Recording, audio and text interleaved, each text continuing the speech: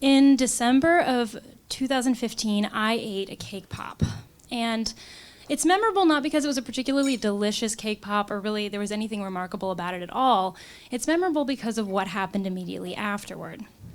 I was volunteering at DC's first ever podcasting conference, PodFest, and I was brand new to audio production. I knew nothing, but I figured that volunteering was a good way to kind of rub elbows with the muckety-mucks and the DC podcasting elite. So the first night of the festival, there was a party, and there were cake pops. And more out of a desire to appear busy than anything else, I ate one, unthinkingly. And the second I bit into it, I realized I had made a critical error.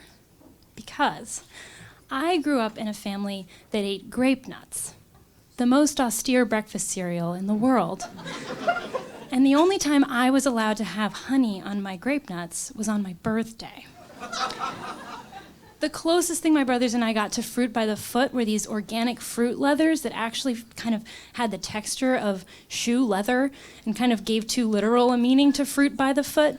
And the closest thing we actually got to soda was Juicy Juice, 100% juice for 100% kids. And as a result of these draconian health food policies, my brothers and I were always on the prowl for our next sugar fix.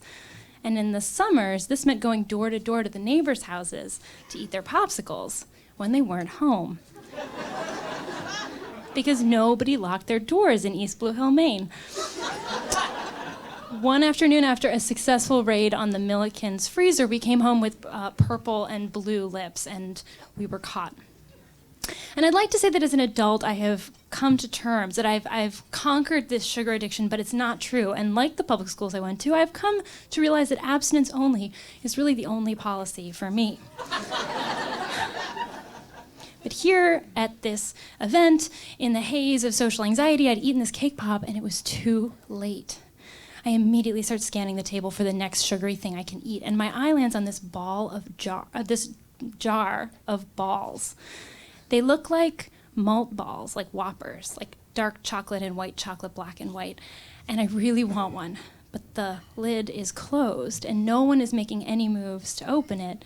And I don't want to be the volunteer who's guzzling all the food, so I keep an eye on the jar, but by the end of the night it is put away and opened. And I forget about it until 2 days later. It's the final day of the podcasting festival, and I slip into this empty conference room for a moment of reprieve. And in the dark, I see it silhouetted on a chair, the balls from Friday night.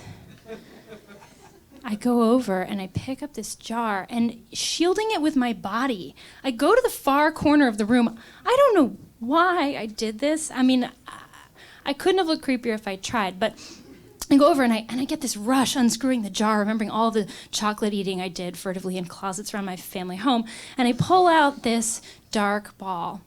And it occurs to me at this moment that what I'm holding might not actually be food.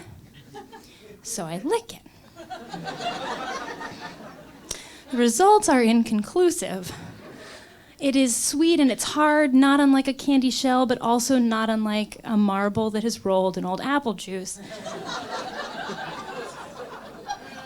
So I need more data. So I put it in my mouth and I kind of suck on it a little bit.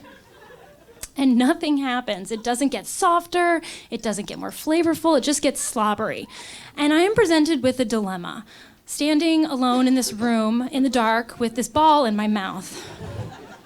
On one hand, I have come this far. I have risked my reputation as a PodFest volunteer and stolen food. And spitting the thing out would kind of be like an overt admission that this was a bad idea, and I was not prepared to admit that. On the other hand, I didn't have dental insurance.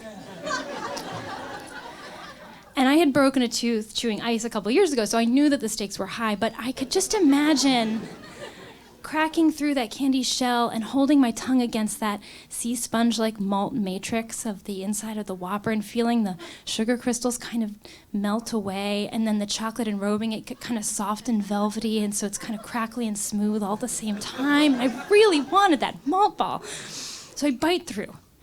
And my mouth is flooded with this chemically cloying sweet laced with bitter juice. It's the worst thing I've ever tasted in my life. And I realize it's not a malt ball. It's technically a gumball. It's a decorative gumball, not meant for human consumption. And I need to spit it out. There is no trash can in the room. I calculate 45 seconds to the nearest bathroom. I can hold anything in my mouth for 45 seconds, so I book it. But at the threshold of this room, I just can't stand it any longer. I spit it out, I close my fingers around it, and then I make my way through the crowd, kind of smiling politely, and yes, I'm just going to the bathroom, I'll be right back, holding. And I get to the bathroom, I open my hand, and there's this partially masticated gob of gray goo. And then I tip it into the trash can and it leaves this violet gray stain in the palm of my hand. And then I look in the mirror. My lips are black.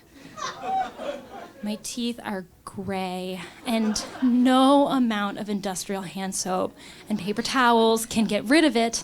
And I have to go home. I have to shirk my duties as a Podfest volunteer.